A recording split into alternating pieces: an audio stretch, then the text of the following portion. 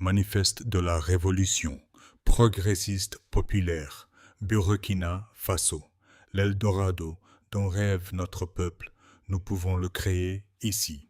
Nous avons confiance en ce peuple. Extrait du message de la fête de l'indépendance, Ouagadougou, le 10 décembre 2023. Préambule. Peuple du Burkina Faso, camarades combattants. L'esclave qui n'est pas capable d'assumer sa révolte ne mérite pas que l'on s'apitoie sur son sort. Cet esclave répondra seul de son malheur s'il se fait des illusions sur la condescendance suspecte d'un maître qui prétend l'affranchir. Seule la lutte libère. Thomas Sankara, le 4 octobre 1984, discours à l'ONU. Les événements du 30 septembre 2022 et des jours suivants nous convainquent de poursuivre la lutte pour libérer notre peuple du joug de l'impérialisme. Le guerrier Yizu Koté, immortalisé dans Rugbenga de Norbert Zongo, conduisit la grande révolte contre l'ordre colonial de 1915 à 1916, de la boucle du Mouhoun jusqu'aux abords de Koudougou, sans jamais plier ni capituler. Pourquoi notre génération consentirait-elle à pactiser avec les ennemis de notre peuple, ces vautours qui pillent nos ressources naturelles et entravent notre envol? Mamadou Otam, dans l'Oudalan, ne s'est jamais rendu à l'ennemi. Nos aïeux, fierté de notre État-nation, ont mené la guerre en dépit de toutes les adversités. C'est à notre tour de faire honneur à nos devanciers et léguer à nos enfants et aux générations futures une nation digne, prospère et souveraine. Nos ennemis nous ont imposé une guerre asymétrique et perfide pour mieux nous asservir et piller nos richesses. Ils nous obligent à la victoire totale, quoi qu'il en coûte, afin d'instaurer un climat serein pour le bien-être social et l'essor économique de notre patrie. C'est précisément sur ce double front sacré de la sécurisation et du développement socio-économique de notre pays que nous avons le devoir impérieux de nous accorder, de nous unir dans l'ordre et la discipline pour avancer en rang serré afin de faire triompher les idéaux de la révolution progressiste populaire, RPP. La situation actuelle de notre pays appelle un changement radical, orienté vers le progrès socio-économique, politique et culturel. Ce changement est porté par le peuple et pour le peuple, car nul autre ne saurait se substituer à notre peuple pour forger son destin. Nous devons résolument briser les chaînes de l'assujettissement pour reconquérir notre souveraineté pleine et entière. Nous devons rejeter l'abaissement de l'âme pour restaurer notre dignité. Nous devons construire une armée forte, aguerrie et très combative, gardienne farouche de nos frontières et de notre honneur. Notre économie, désarticulée et extravertie par des appétits étrangers, voraces et des décennies de malgouvernance, doit renaître de ses cendres et être transformée afin de libérer les forces productives nationales. La Révolution incarne la réponse efficace pour mettre notre pays en orbite. Elle entend transformer radicalement notre société par une césure dans la gouvernance globale de notre nation et une rupture radicale dans le cours de notre histoire sociopolitique contemporaine. Progressiste par essence, notre révolution proclame que le progrès humain, social et économique n'est point un privilège octroyé par les puissants, mais un droit inaliénable du peuple. Nous rejetons tout ordre qui sacrifie la dignité humaine sur l'autel des intérêts égoïstes de minorités cupides. Nous plaçons les masses populaires, la justice sociale et la souveraineté économique au cœur de notre combat sacré. Aussi, la Révolution dynamise-t-elle les forces productives nationales par une alliance entre l'État, le secteur privé national et les structures collectives. Notre révolution est populaire parce qu'elle puise sa légitimité des aspirations profondes des masses laborieuses, des paysans, des petits commerçants, des ouvriers, des artisans, des intellectuels, des jeunes, des femmes, unis et mobilisés à travers une veille citoyenne active et déterminée à reprendre en main leur destin collectif. Leur refus héroïque de courber l'échine face à l'injustice et à toutes les formes de domination impérialiste a déclenché les événements des 24 janvier et 30 septembre 2022. Notre combat s'inscrit alors dans la continuité des grandes luttes d'émancipation menées par notre peuple. Ce peuple, acteur souverain et légitime de la gouvernance nationale à travers la RPP, rejette fermement la démocratie libérale, mirage occidental imposé par le fer et le sang, pour assouvir les pulsions impérialistes du modèle néolibéral.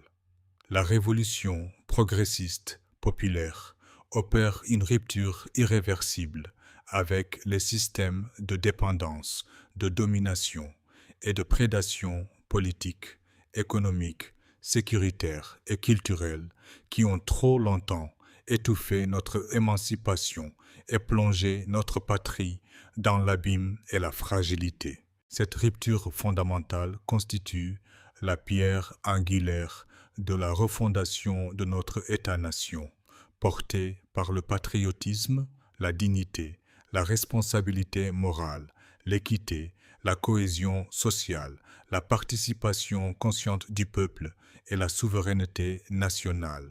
La révolution progressiste populaire commande la restauration, sans condition, de l'intégrité territoriale et la libération totale de notre nation de l'hydre terroriste. Cela implique la refonte de la gouvernance dans tous les domaines, à commencer par celui de la défense et de la sécurité, bouclier de notre renaissance. De la vision de la défense nationale et de la guerre, gagner le pari de la sécurisation avec méthode, discipline, courage et fermeté.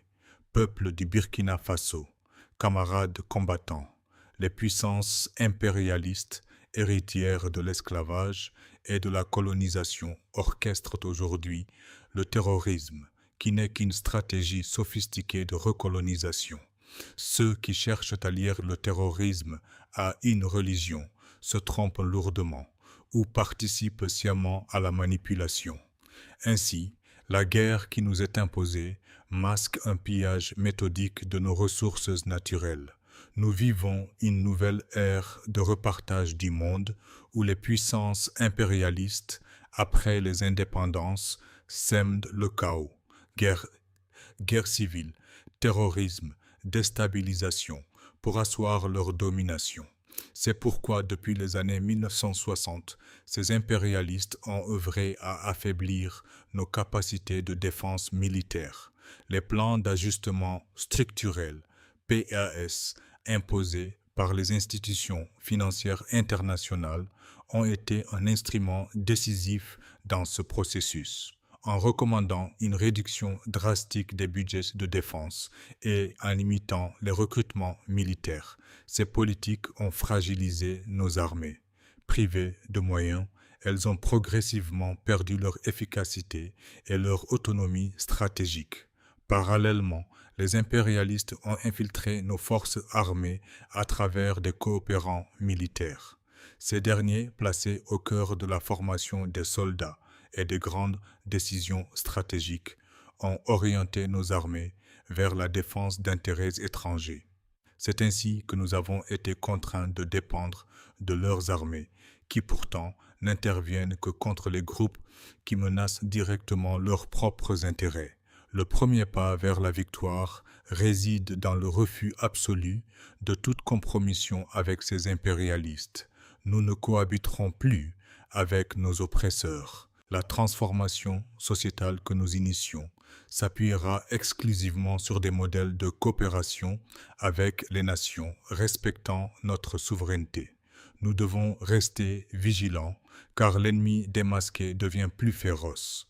En effet, l'histoire nous enseigne que chaque révolution provoque une contre-offensive. En pleine panique, les puissances impérialistes activent et réactivent leurs réseaux mafieux, cellules dormantes, relais internes et externes pour organiser la contre-révolution et entraver notre marche vers la liberté. L'armée burkinabé possède une histoire riche, faite de victoires et de figures visionnaires. Le capitaine Thomas Sankara en avait fait une institution populaire, digne et patriote. Cependant, elle a été détournée de cette orientation, puis transformée en garde prétorienne, soumise aux injonctions de l'Occident. Mal préparés à la guerre et sous-équipés, nos militaires ont peu à peu intégré des réflexes défaitistes.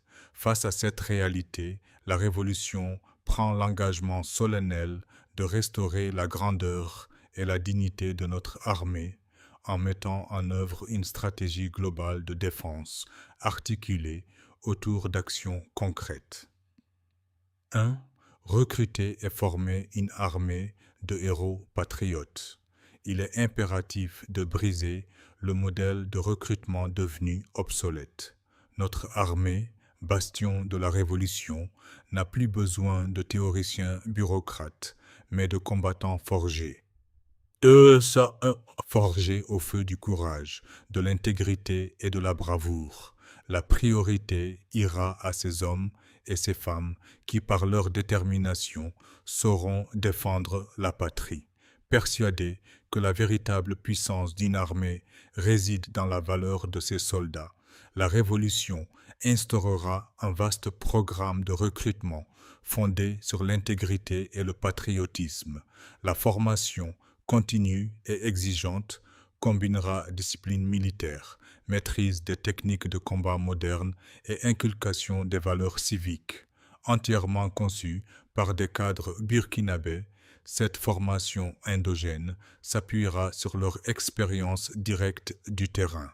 Les retours d'expérience RETEX locaux serviront de socle pour façonner des combattants uniques et bâtir une armée singulière.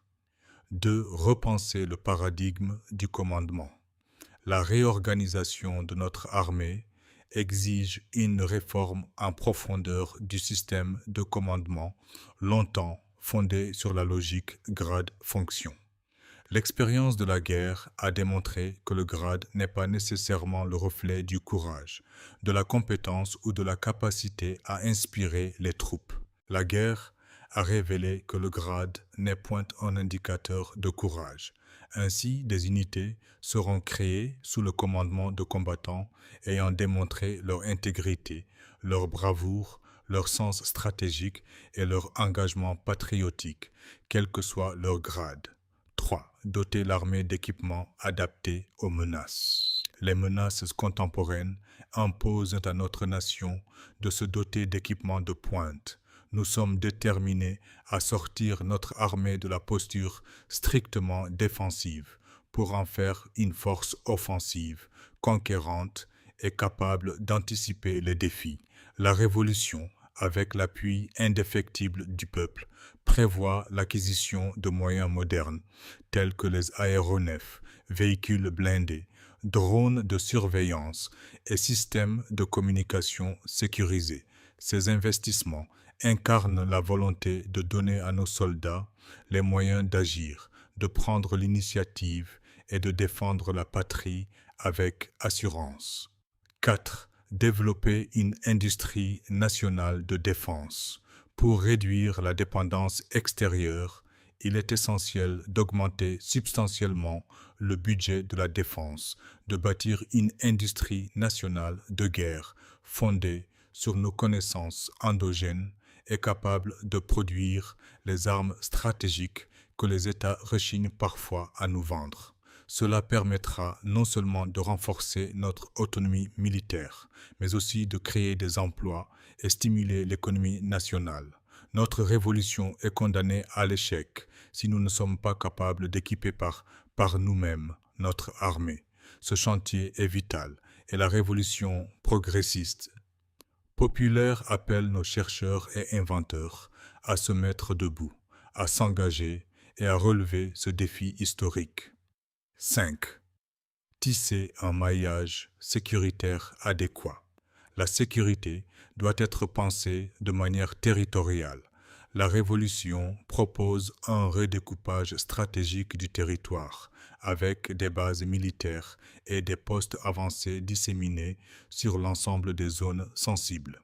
Ce maillage permet une réaction rapide et coordonnée face aux menaces. 6. Mobiliser le peuple entier pour une défense patriotique. L'armée est une composante indissociable de la nation. Elle doit incarner le peuple dans ses souffrances, ses défis et ses rêves. La nation, en retour, doit se reconnaître dans son armée, lui accorder sa confiance et lui confier la défense de son territoire et son destin. Le peuple doit protéger l'armée, marcher à ses côtés dans la guerre et dans la lutte pour la souveraineté véritable à travers des volontaires pour la défense de la patrie et des comités de veille citoyenne.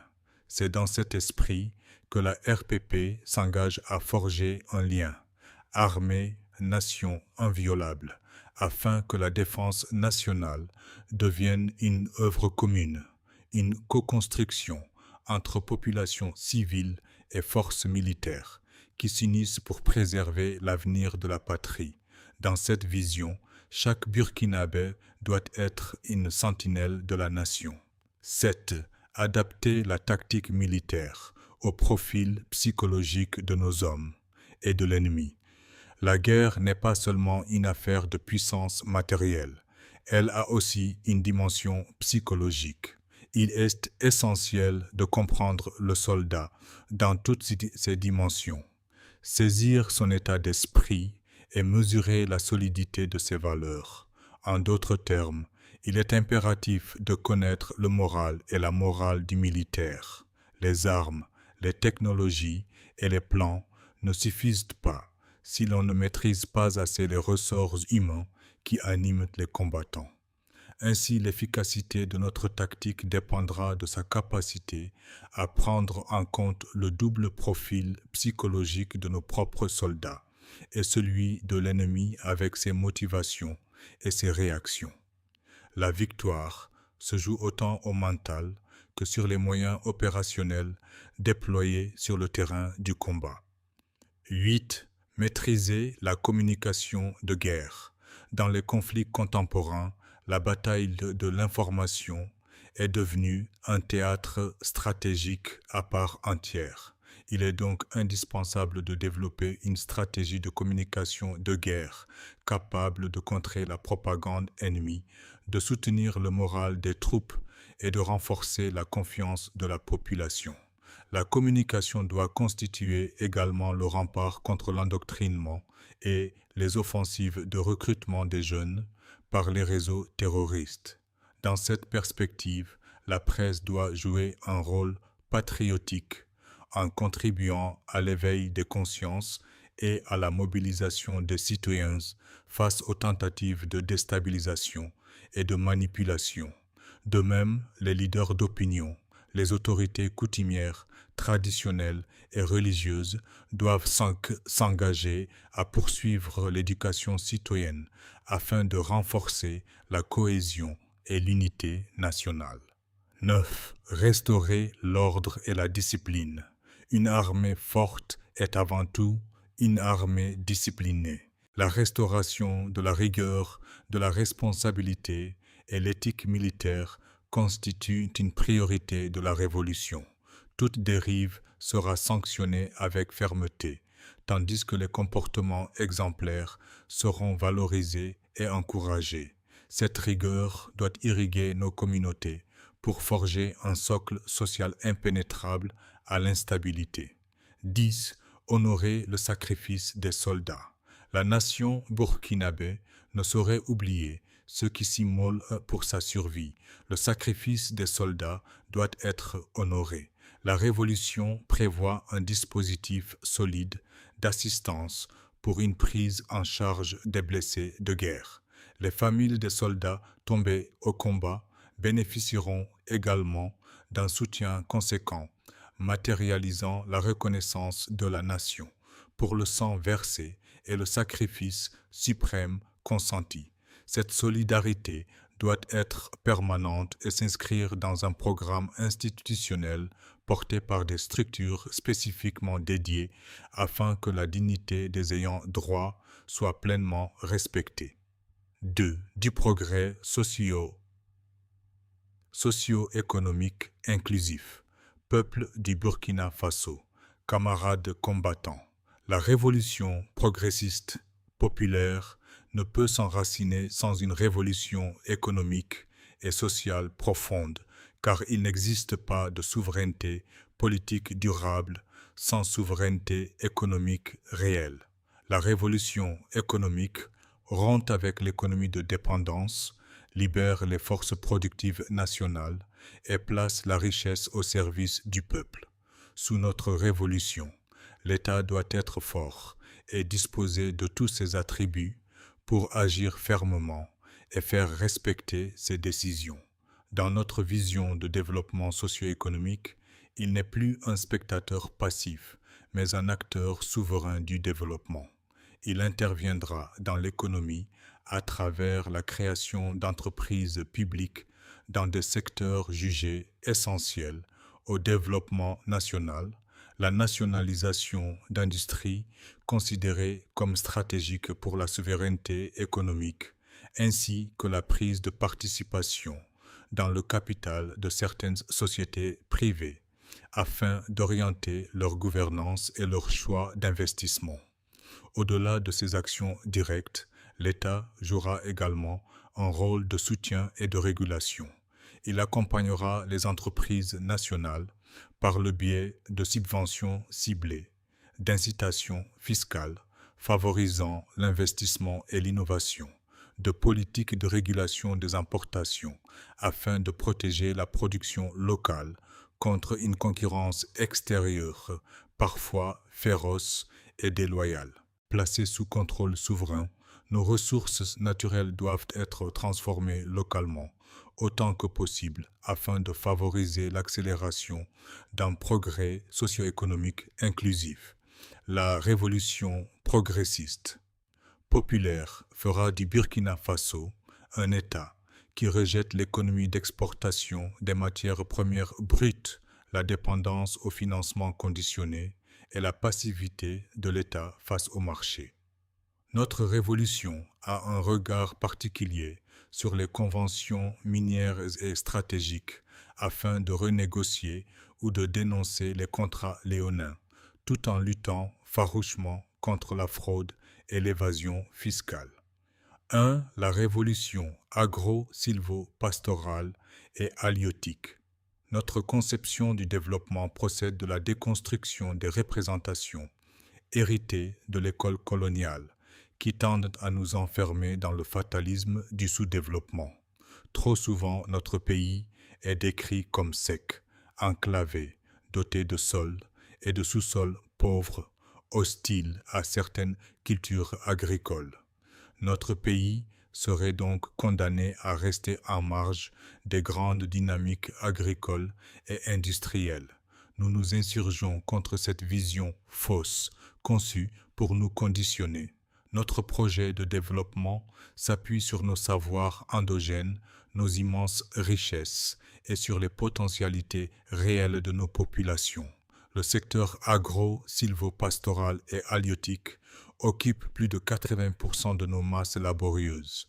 Il constitue le socle de notre politique de développement économique et social. La Révolution compte mettre en œuvre des mesures structurantes pour la souveraineté alimentaire en déployant les actions suivantes. Subventionner les intrants agricoles pour réduire les coûts de production et accroître la productivité des terres. Toutefois, ces appuis doivent demeurer limités dans le temps afin de ne pas enfermer nos producteurs dans une dépendance et un assistanat permanent. L'objectif est de leur offrir un tremplin vers l'autonomisation en renforçant leur capacité productive et en les préparant à devenir des acteurs pleinement responsables de notre souveraineté alimentaire. Renforcer l'appui technique aux agriculteurs par la formation et l'accompagnement pour moderniser les pratiques et accroître les rendements. Mettre en place des champs collectifs dans les différentes régions pour booster la production agricole. Acquérir des outils mécanisés au profit direct des producteurs. Aménager des périmètres agricoles pour une exploitation continue, durable et optimisée des terres. Intensifier la recherche agro-sylvo-pastorale et halieutique, notamment sur des semences et espèces doublement adaptées à notre climat, à nos aménagements et à nos terres. Investir dans les retenues d'eau et l'irrigation pour garantir la maîtrise de l'eau, afin de pratiquer l'agriculture toute l'année, indépendamment des aléas saisonniers. Encourager et organiser la jeunesse révolutionnaire en lui facilitant l'accès au financement et aux espaces cultivables. Impliquer l'armée qui dispose de bras valides disciplinés à l'effort de production agricole. L'agriculture doit également s'ouvrir aux cultures de rente, y compris celles qui, jadis, étaient jugées incompatibles avec notre climat. Il nous appartient désormais d'élargir notre horizon agricole et d'avoir le courage d'expérimenter sur nos sols des productions longtemps réservées aux pays côtiers. Cette diversification est essentielle car elle permettra non seulement de renforcer notre sécurité alimentaire, mais aussi de créer de nouvelles sources de revenus, d'intégrer nos produits dans les circuits commerciaux régionaux et internationaux, et de donner une nouvelle dynamique à notre économie rurale. Nous devons donc dépasser les limites artificielles fixées par l'impérialisme et transformer notre configuration climatique en opportunité. Cette approche est soutenue par une politique foncière audacieuse dans laquelle l'État assumera pleinement ses responsabilités afin de garantir un accès équitable à la terre et sécuriser les exploitations agricoles. 2. La révolution industrielle. La révolution agro-sylvo-pastorale et halieutique, en décuplant la production nationale, déclenche une révolution industrielle tirée par l'agro-industrie dans le but de réduire substantiellement les importations et améliorer les exportations de notre nation. Car exporter les produits bruts, c'est exporter des emplois et importer le chômage.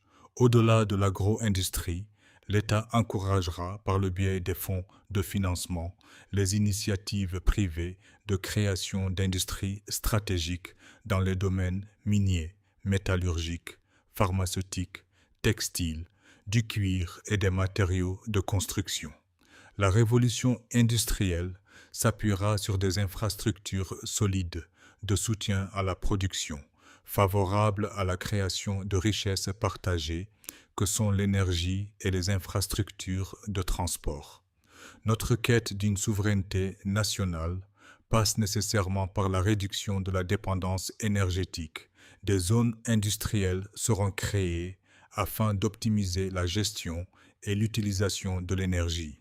Sur le plan stratégique, il n'est pas pertinent de maintenir un réseau électrique unique, concentré autour des centrales de Ouagadougou et de Bobo-Dioulasso.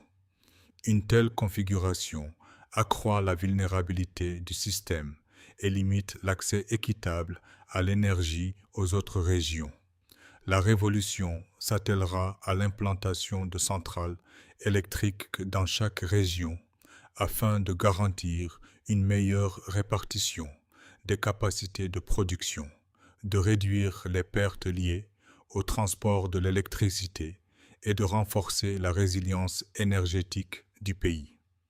L'énergie étant un secteur stratégique d'impulsion du développement, le Burkina Faso exploitera toutes les sources possibles d'énergie, y compris le nucléaire qui demeure à long terme l'option alternative stratégique pour assurer une autonomie énergétique durable capable de soutenir l'industrialisation.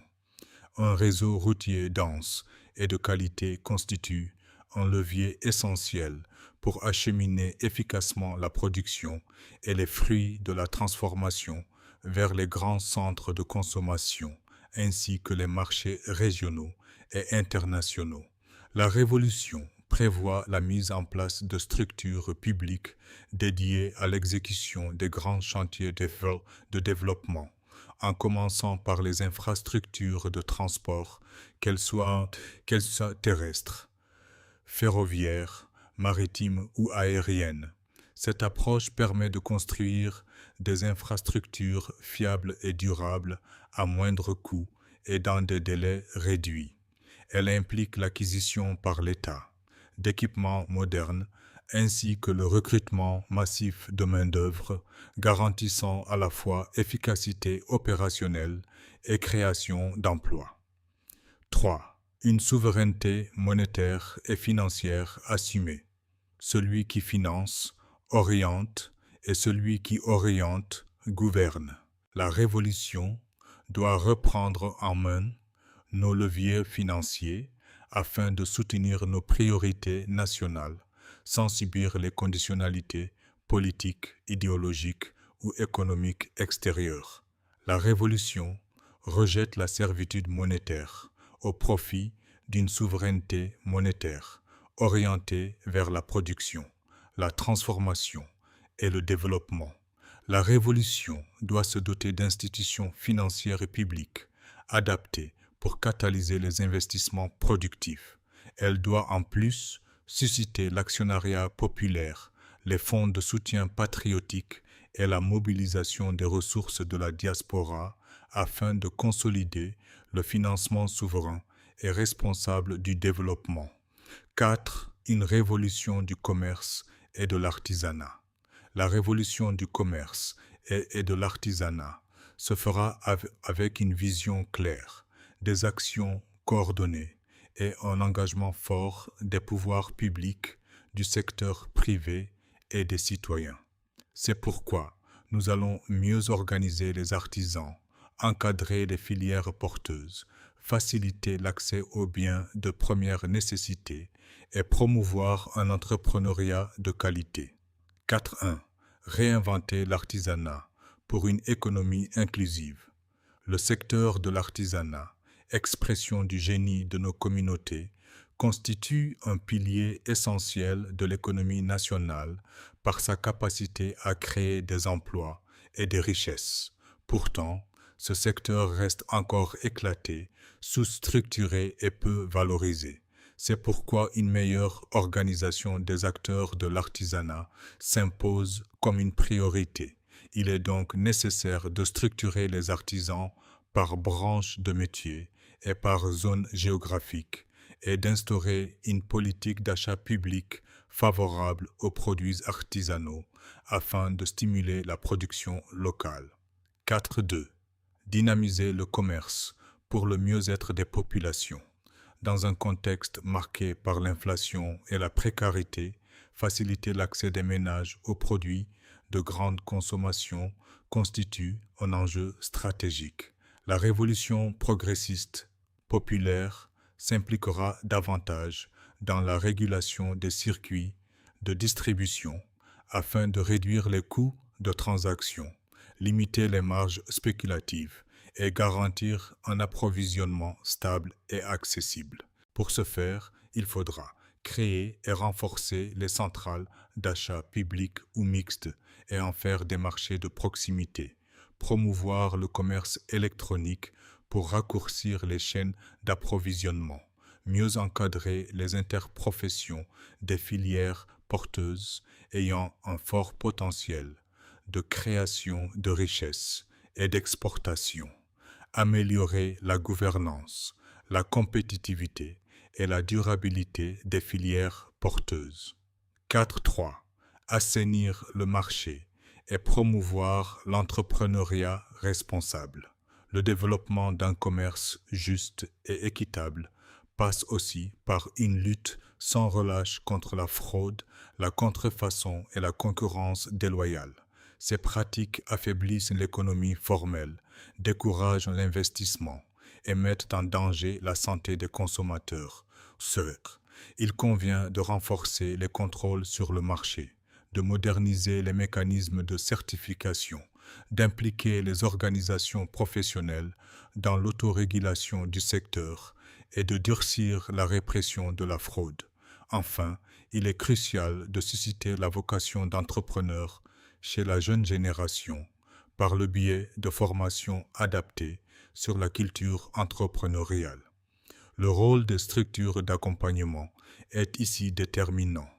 Elles doivent mettre en place des modules pratiques et accessibles, fondés sur les réalités locales, favorisant la créativité, l'innovation et l'esprit de résilience.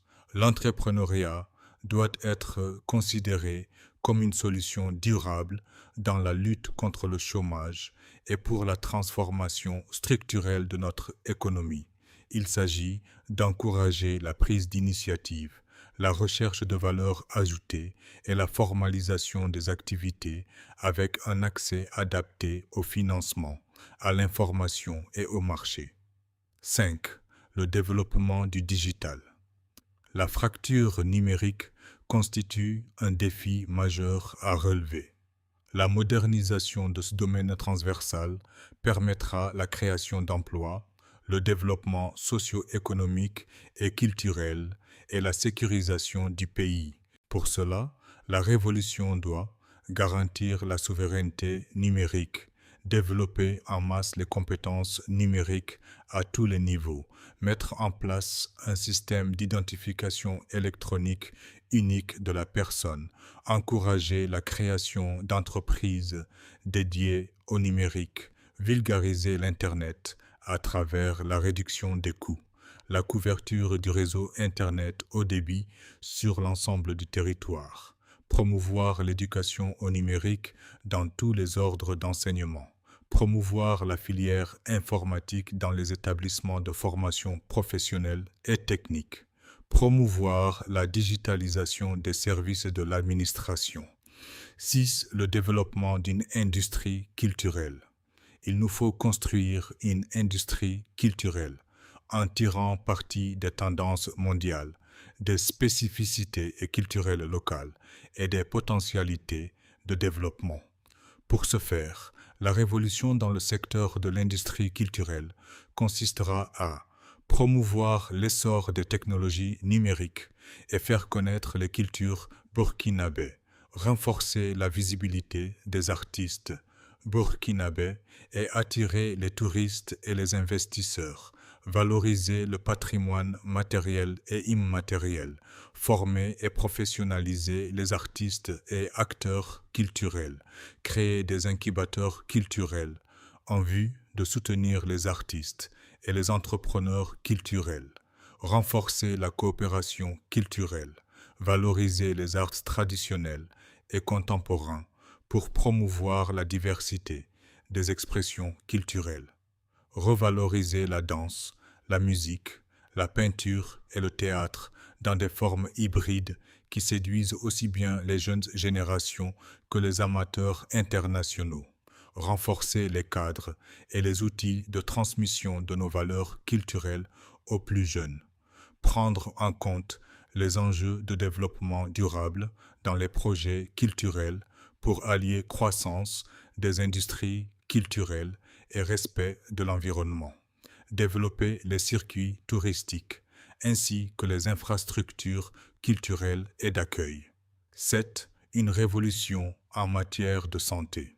Dans le domaine de la santé, notre engagement est de garantir à notre peuple l'accès universel à des services de santé à travers la mise en place d'un système de santé national accessible, performant et résilient. Le budget de la santé connaîtra une augmentation significative pour financer la construction d'établissements modernes, convenablement équipés et accessibles à tous. Nous mettrons un accent particulier sur la recherche et le développement de firmes pharmaceutiques nationales afin de garantir la fabrication locale de médicaments. Il est inconcevable que notre système d'approvisionnement et de distribution de produits médicaux reste soumis aux dures lois du marché au détriment de l'intérêt général.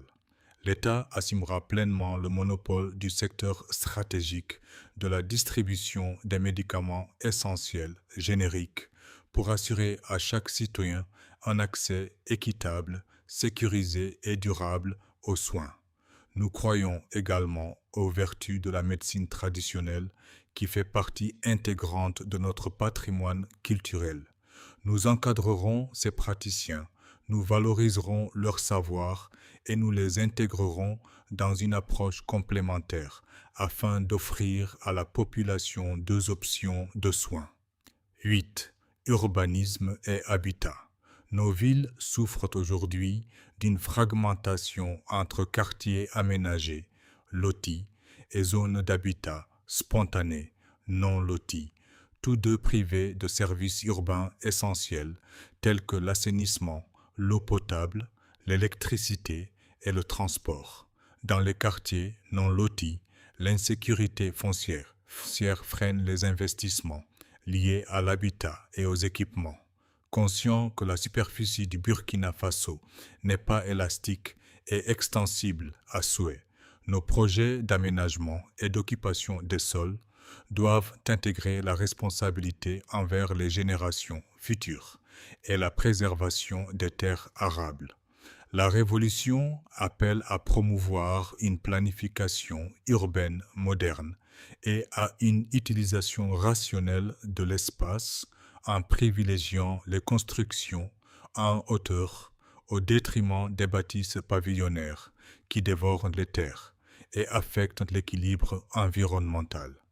Cette planification reposera sur l'informatisation du cadastre, la protection de l'environnement et l'expérimentation de l'agriculture urbaine.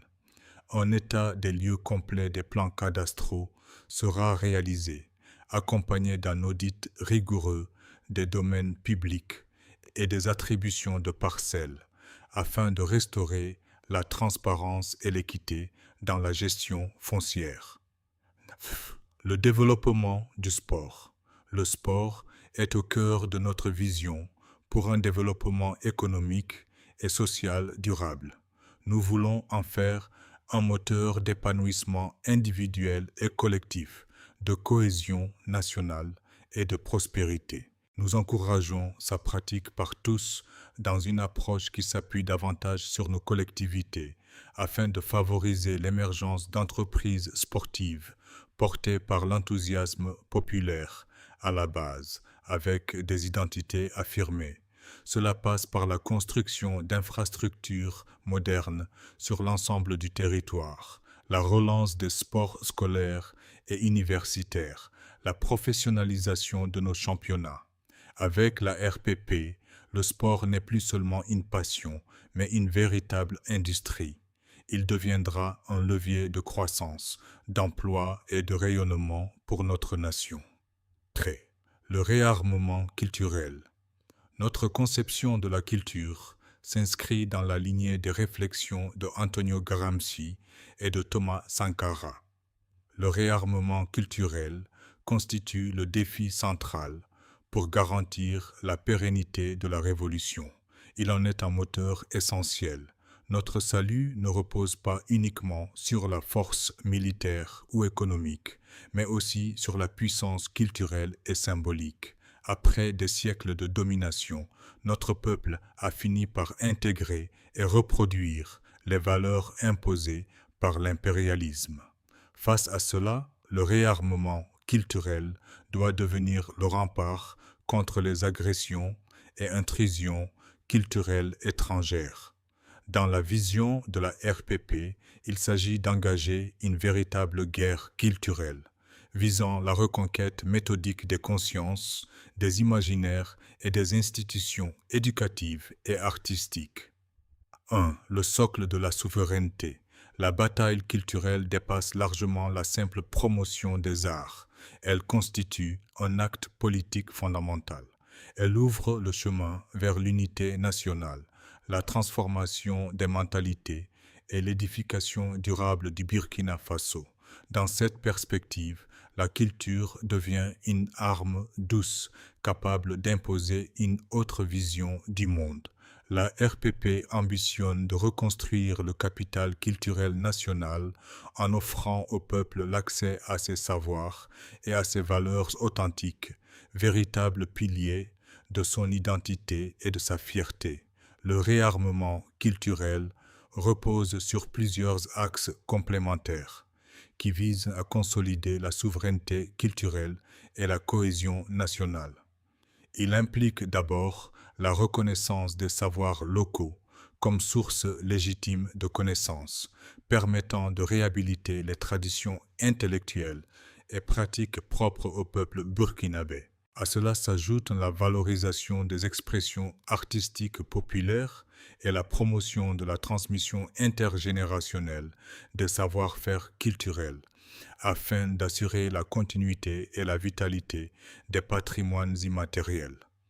Par ailleurs, le réarmement des consciences par l'éducation populaire, les arts et la mémoire historique contribuera à former des citoyens critiques et créatifs, capables de participer activement à la construction et à l'affirmation de l'identité culturelle nationale en péril.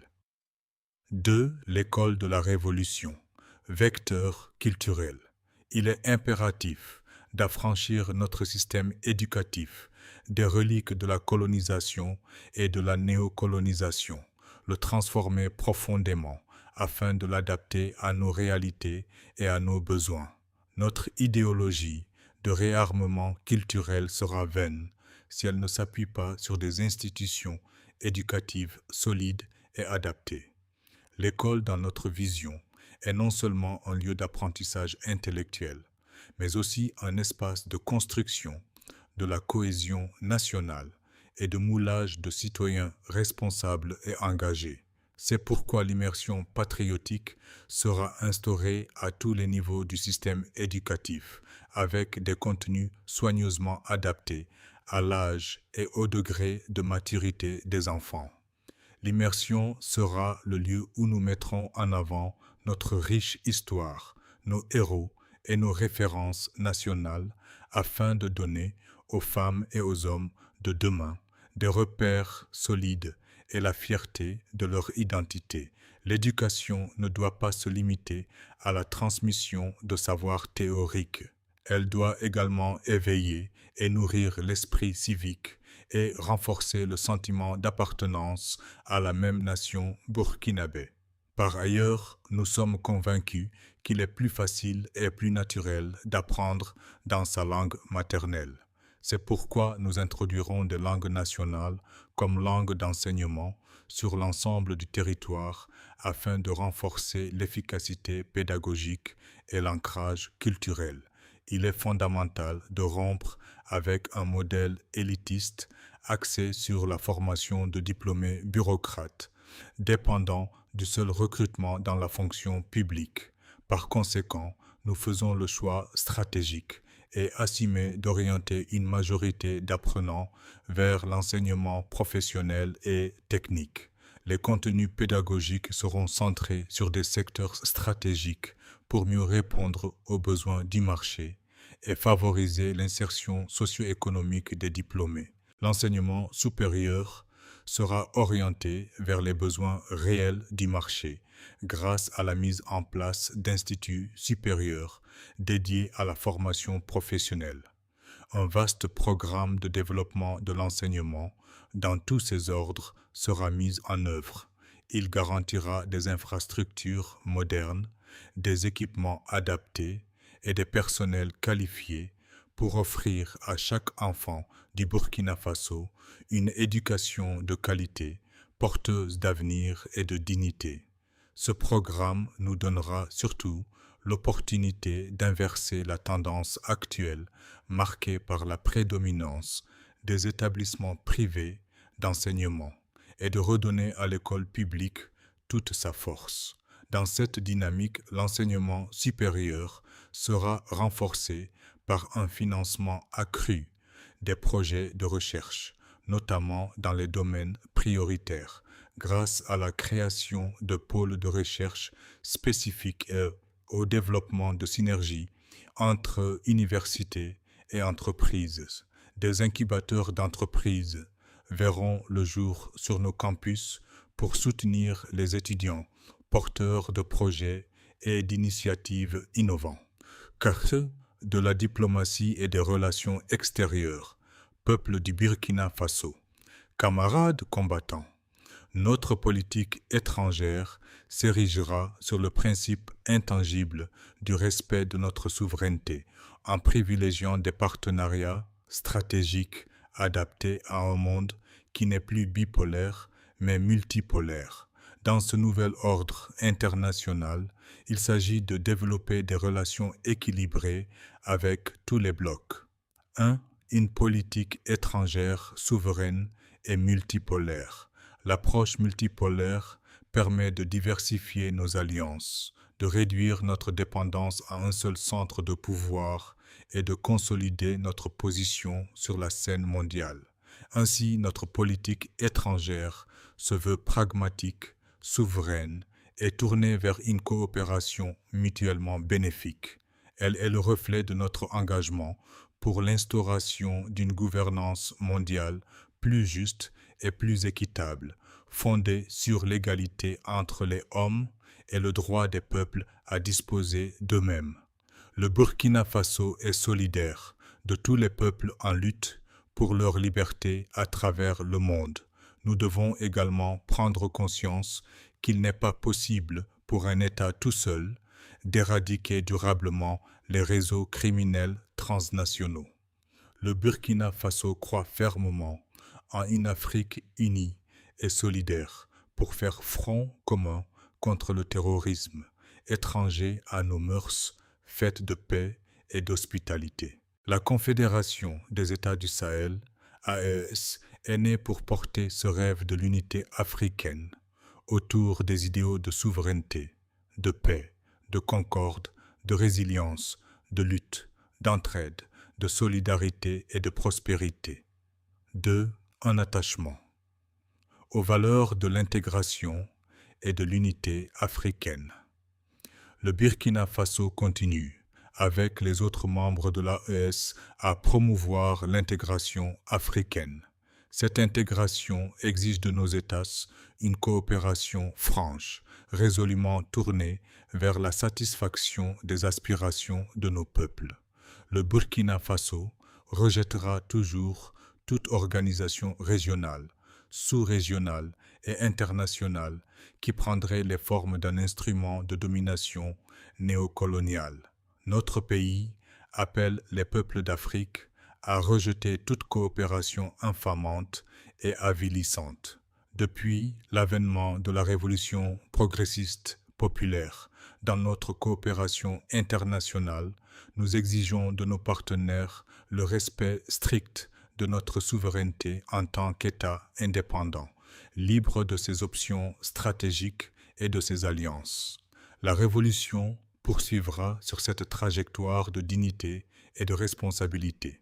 Ainsi, tous les accords militaires avec les pays ayant des liens avec des groupes terroristes ont été rompus, car l'amitié entre États exclut la perfidie.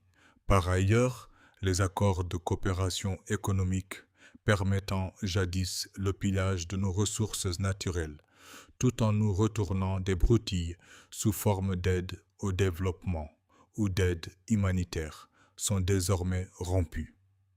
Le Burkina Faso renouvelle son hospitalité à tous les investisseurs étrangers et les rassure de son engagement à œuvrer pour un partenariat sincère, gagnant-gagnant.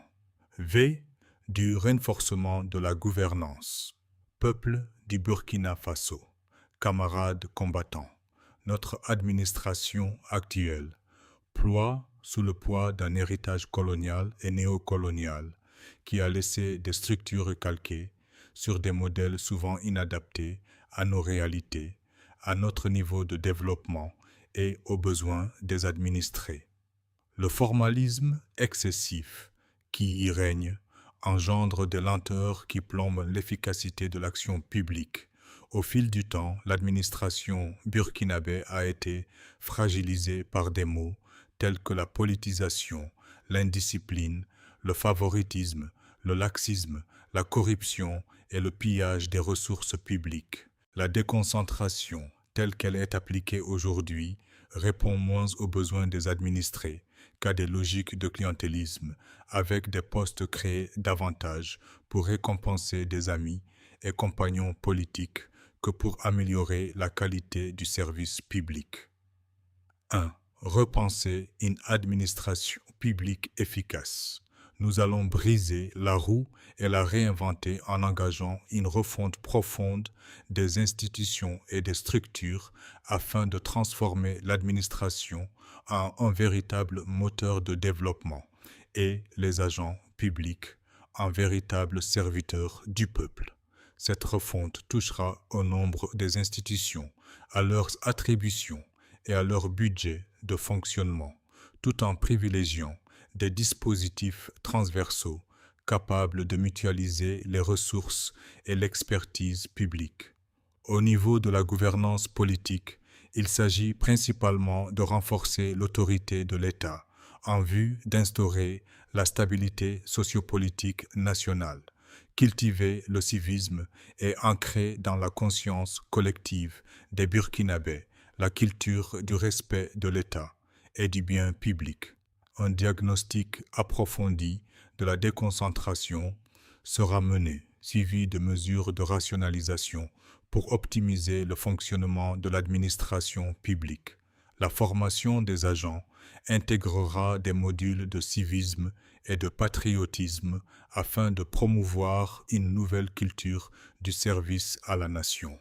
Les réformes toucheront également les rémunérations dans le respect du principe d'équité cher à la RPP afin de motiver les agents tout en garantissant une juste répartition des ressources publiques. La lutte contre la corruption et les mauvaises pratiques restera une priorité. Toutefois, les organes y dédiés devront être repensés pour devenir moins coûteux, moins portés vers le spectaculaire et le sensationnel, mais plus pragmatique et plus efficace. 2. L'incontournable voie de digitalisation. La digitalisation dans l'administration s'imposera en tant qu'instrument majeur de modernisation et de gouvernance efficace. Nous la ferons reposer sur des principes fondamentaux de transparence, de célérité dans les procédures, de traçabilité et de lutte contre la fraude et la corruption. En intégrant les outils numériques, l'administration gagnera en rapidité et en fiabilité, tout en renforçant la confiance des citoyens grâce à une meilleure visibilité et lisibilité des processus. La traçabilité des opérations nous permettra non seulement d'assurer un suivi plus rigoureux, mais aussi de prévenir les pratiques illicites afin de garantir une gestion publique plus intègre et performante. Cette révolution dans notre administration ne saurait être durable sans une souveraineté technologique affirmée, d'où la nécessité de s'appuyer sur l'expertise nationale afin de maîtriser les codes sources et d'héberger les data centers sur notre territoire. Ainsi, la digitalisation devient non seulement un instrument de transparence et d'efficacité, mais aussi un pilier de souveraineté numérique et de sécurité nationale. Notre idéal est de bâtir une administration moderne sans coloration, ni politique ni d'aucune autre nature, où les agents publics constituent un groupe homogène animé par le seul intérêt national et la volonté de servir l'État, ainsi que les citoyens. Une administration au sein de laquelle règne à tous les échelons une parfaite symbiose entre le premier responsable et l'agent qui occupe modestement le rang le plus bas. Et des problématiques sociétales, peuple du Burkina Faso, camarades combattants, notre vision érige également en question prioritaire l'émancipation de la femme, la justice et la laïcité. 1. La place de la femme dans la RPP. La participation des femmes à l'économie n'est pas une nouveauté importée, mais une réalité tangible, profondément enracinée dans nos traditions. Depuis toujours, les femmes constituent une force de production incontestable, contribuant à la vitalité des ménages, des communautés et de la nation. Pourtant, des idées et des comportements persistants tendant encore à les réduire aux seules tâches domestiques, limitant ainsi leur potentiel et leur rôle dans le développement global. Ces représentations doivent être bannies, car elles freinent l'émergence d'une société inclusive et prospère. Notre action s'inscrit dans une dynamique de transformation. Nous organiserons les femmes en coopérative, nous leur fournirons des moyens de production adaptés et leur ouvrirons l'accès à tous les secteurs économiques, de l'agriculture à l'industrie, en passant par les services et les nouvelles technologies. L'autonomisation des femmes n'est pas seulement une question de justice sociale, elle est un impératif stratégique pour la croissance durable et le progrès. Les mesures de finances inclusives que nous mettrons en place seront des leviers puissants pour atteindre cet objectif. Elles permettront aux femmes de développer leurs propres initiatives, de créer de la valeur ajoutée, de renforcer leur indépendance économique et de contribuer à l'essor économique de notre nation. 2. La justice. Dans notre pays, la justice ne peut être envisagée sans tenir compte de nos traditions. Depuis des générations, les pratiques coutumières et communautaires ont toujours joué un rôle déterminant dans la résolution des conflits. Elles incarnent une sagesse ancestrale, une capacité à préserver la paix sociale et à maintenir l'harmonie au sein de nos communautés. Ces mécanismes présentent des avantages indéniables que sont la diligence, l'accessibilité et l'ancrage profond dans les valeurs partagées par nos communautés. Ils permettent de régler les litiges à moindre coût et les sentences sont largement acceptées par les populations qui y recourent. Notre ambition est non seulement de préserver ces pratiques, mais aussi de les intégrer dans le système judiciaire moderne afin de renforcer la légitimité de nos institutions et accroître leur efficacité. Nous privilégions les règlements à l'amiable, les peines alternatives et la médiation communautaire pour construire une justice humanisante qui parle aux citoyens, reflète leur modèle sociétal ainsi que leurs aspirations profondes. Aussi, la justice ne doit pas se réduire à la sanction. Elle doit préparer l'avenir. Nous devons offrir aux détenus des activités productives, leur donner la possibilité de contribuer à l'économie et de retrouver une place digne dans la société. En favorisant leur réinsertion, nous réduisons la récidive et transformons la peine en opportunité de reconstruction. 3. La laïcité. Notre pays est riche de sa diversité religieuse, religions traditionnelles, islam et christianisme coexistant et façonnent notre identité collective. La révolution progressiste populaire consacre le principe de l'unicité et de la laïcité de l'État et réaffirme sa neutralité vis-à-vis des religions. Nous garantirons à chaque citoyen la liberté de conscience, la liberté de croire ou de ne pas croire, et la liberté d'exprimer sa foi sans privilège, mais aussi sans crainte. Conclusion. Peuple du Burkina Faso, camarades combattants, la révolution progressiste. Populaire n'est ni un slogan, ni une parenthèse de l'histoire. Elle est une nécessité historique, un acte de foi et de souveraineté, un engagement irréversible envers le peuple et les générations futures. Elle marque la rupture définitive avec les systèmes de domination, de dépendance et de prédation qui ont longtemps entravé notre dignité nationale et freiné notre développement.